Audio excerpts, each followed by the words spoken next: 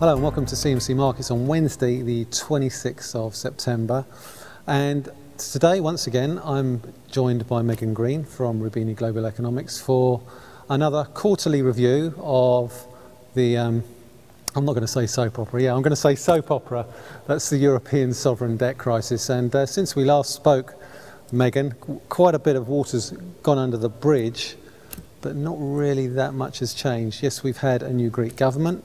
It's a very fragile coalition.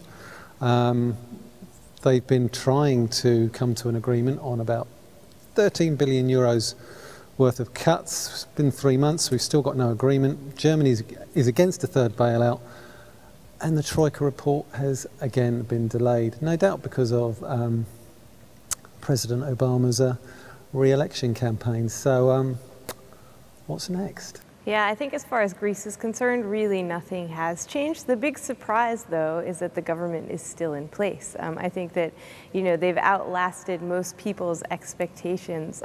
They do really well to survive until the end of the year. I think there's a good chance that this coalition will collapse before the end of the year. And that's partly connected to this 13 billion euros in measures that they have to find. I mean, first, the finance minister and the prime minister have to finish identifying them. Then they have to sell them to their own coalition. That will be very difficult. We could see the Democratic left withdraw from government and spark elections at that point. Then they also are in the process of trying to sell these measures to the Troika. If the Troika doesn't provide any concessions for the Greek government, I think PASOK will pull out of government and spark new elections. And then once they do all of this, they still have to pass them through Parliament, which will see a lot of social unrest, and we could see a lot of MPs resign, though the government has a pretty big majority, so they could afford to lose some MPs without the government collapsing because of that. We're already seeing a general strike in Greece today, and austerity is sort of breaking out all over Europe, and Germany is explicitly ruling out giving Greece any more time. So what does that leave us? OSI as opposed to PSI? Yeah, I think we probably will see OSI, though I don't think we can expect the ECB to take a hit on its Greek government bond holdings. And so that will undermine the ECB's argument about seniority and proving that with the OMT, its sort of new reinvigorated S&P program, it's said it won't be senior.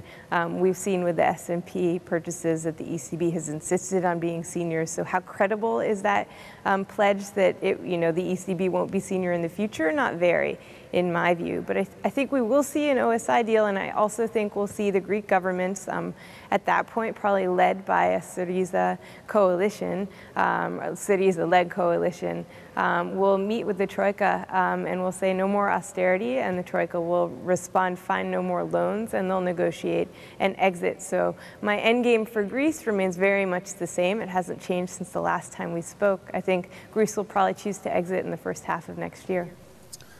So that then begs the question, how, if that happens and that scenario unfolds, how does Europe ring-fence countries like Portugal, which, as we speak, is struggling to agree a new budget in the face of protests? The Portuguese look set to miss their targets.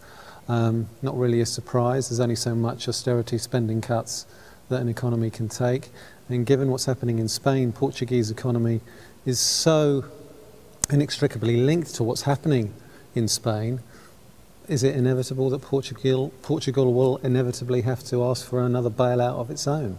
I think it is. I mean, I think the attempt to ring-fence Portugal will come in the form of the ECB plugging the capital and deposit flight that we'll see out of Portugal. And so, the ECB will essentially finance the run for Portugal, and that will go to some distance to ring-fence Portugal. But ultimately, Portugal is now embarking on the same journey that Greece has been on, in that Portugal is just starting to get stuck in the same exact austerity recessionary spiral that Greece has been stuck in, missing its fiscal targets, having to try to play catch up, having those additional austerity measures further undermine growth, and in the meantime seeing a lot of backlash, particularly amongst the population, against these measures. And so I think Portugal will go down the same exact route with the second bailout program, PSI deal, and I think eventually Portugal will also choose to exit the Eurozone as a faster route towards growth.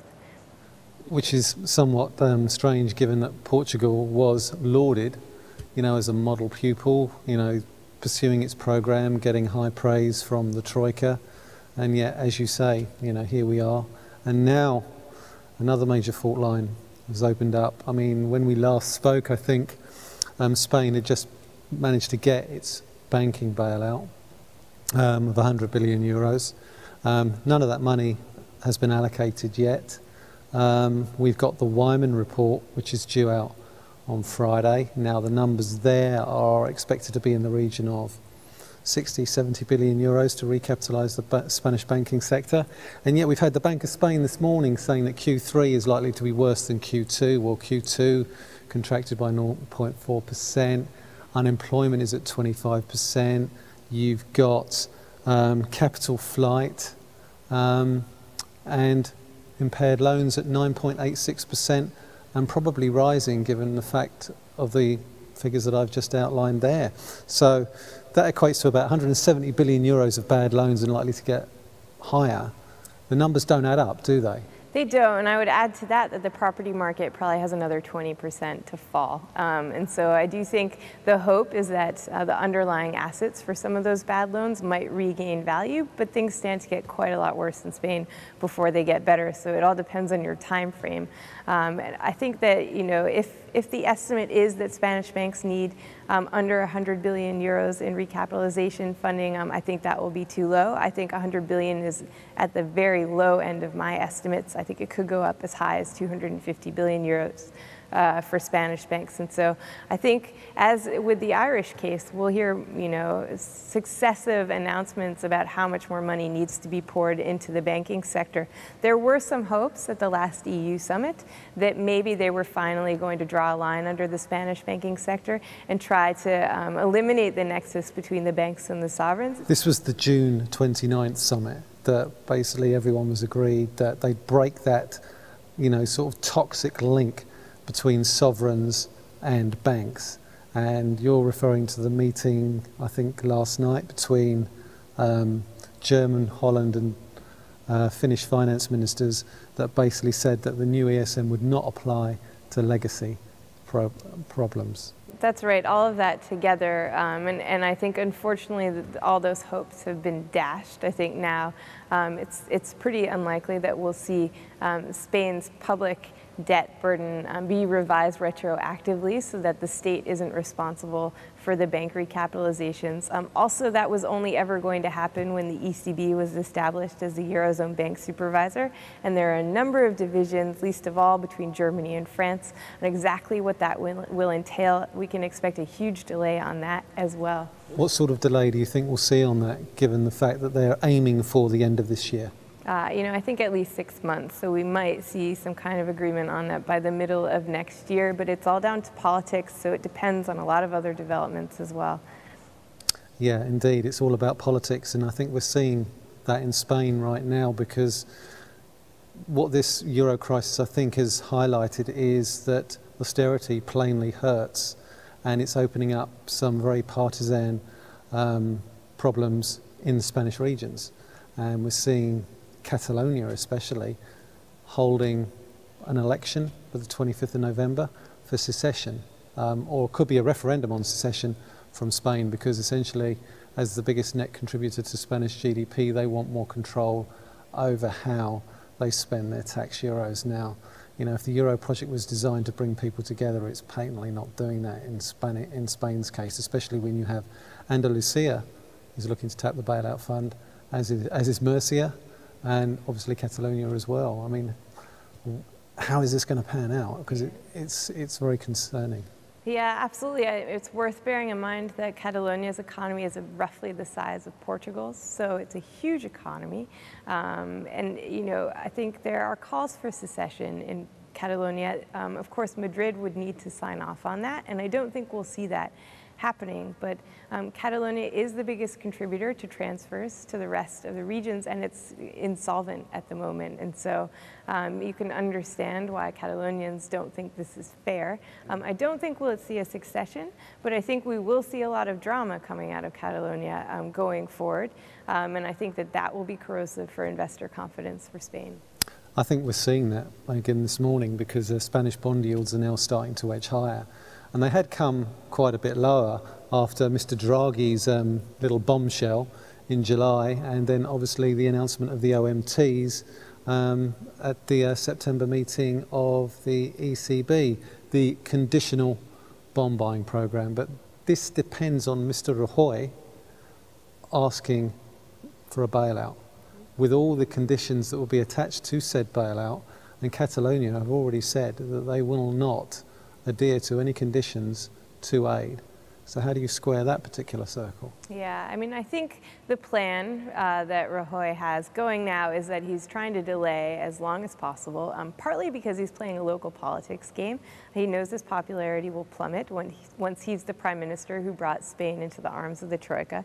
So he's trying to delay. I think he accepts at this point that it's inevitable. So he's putting together a budget, which we'll hear about on Friday, actually, when it's announced. And he's trying to bake into it a lot of conditions already, so that when he does actually have to ask for official support, he can say, well, we've already actually met all these conditions on our own volition, and therefore we're not transferring any sovereignty. And it's not the Troika, it's not Germany, it's not Brussels imposing conditions on us. This is something we wanted to do on our own. And I think that's also how he'll placate Catalonia in saying, you know, this isn't something that's imposed from the outside, this is something we need to do to return to sustainable growth.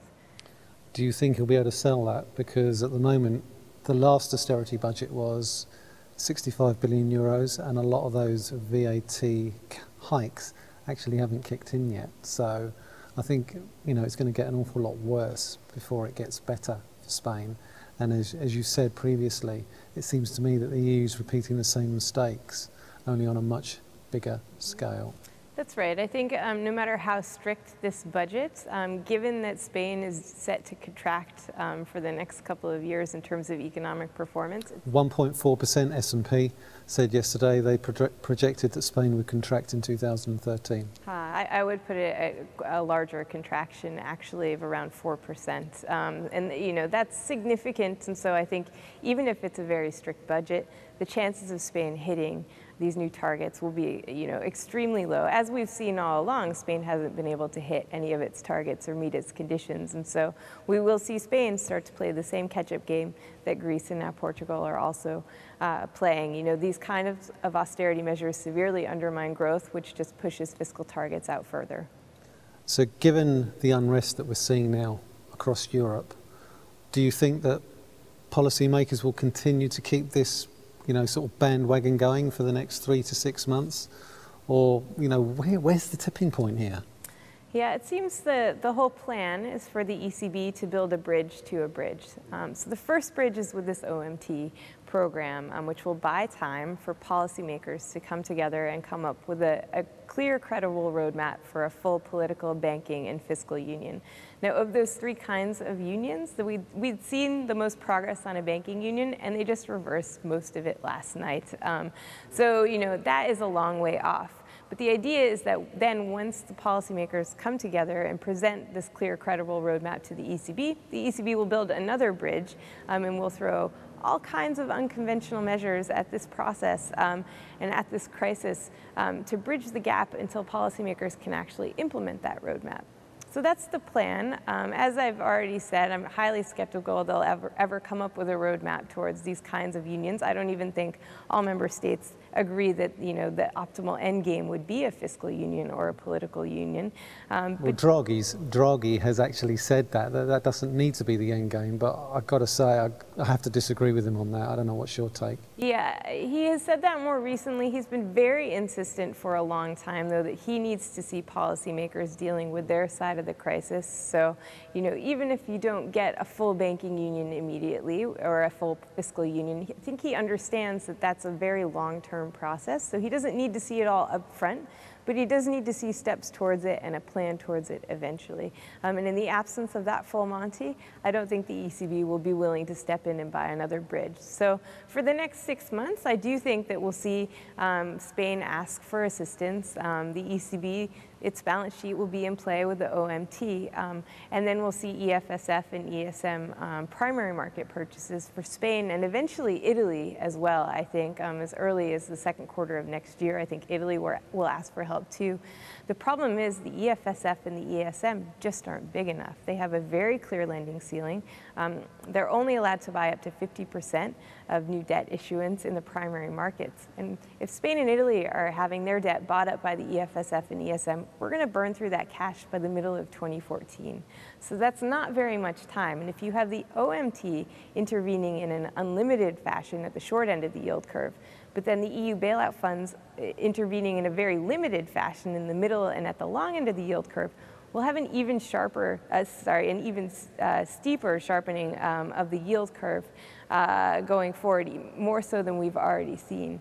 And if you extrapolate that out, it points directly to fiscal and financial disaster. So I think investors are eventually going to turn away from Spanish and Italian debt, not to mention that all this bond buying deals with the fiscal side of this crisis, but it doesn't address the growth side or the competitiveness issue or the balance of payments part of this crisis at all. So all of this bond buying will happen against a backdrop of appalling economic data coming out of Spain and Italy. If we have a Greek exit, as I expect in the first half of next year, that could cause investors to start to shun Spanish and Italian debt once again. And don't forget, we have the Italian elections by the end of April next year. And we have Berlusconi, Beppe Grillo, and the Lega Nord all on the sidelines, hand-waving, talking about a referendum on Eurozone membership. All of them are Eurosceptic and anti-austerity, and that will cause a lot of drama and be corrosive for investor confidence as well. So the OMT has bought some time, and we've seen a market rally, but I don't expect it to last. Well, judging from this morning's events, we're seeing a little bit of a pullback from the gains that we saw earlier this month. So basically the bottom line is we're going to get an awful lot more uncertainty, and there's still a fair bit of road to go. Is that an accurate summation? I think that's right. I mean, this crisis has years to run, unfortunately. The whole plan of undergoing an internal devaluation for these weaker countries to make all of the adjustment and regain competitiveness and return to growth, I don't think it's politically or socially tenable, but they're going to try it for a few more years to come. Or until their populations throw them out and get totally sick of it. Okay. Well, thank you once again, Megan, for that very succinct and very eloquent summary. We'll probably talk about this again in December, but until then, this is Michael Hewson and Megan Greene talking to you from CMC Markets.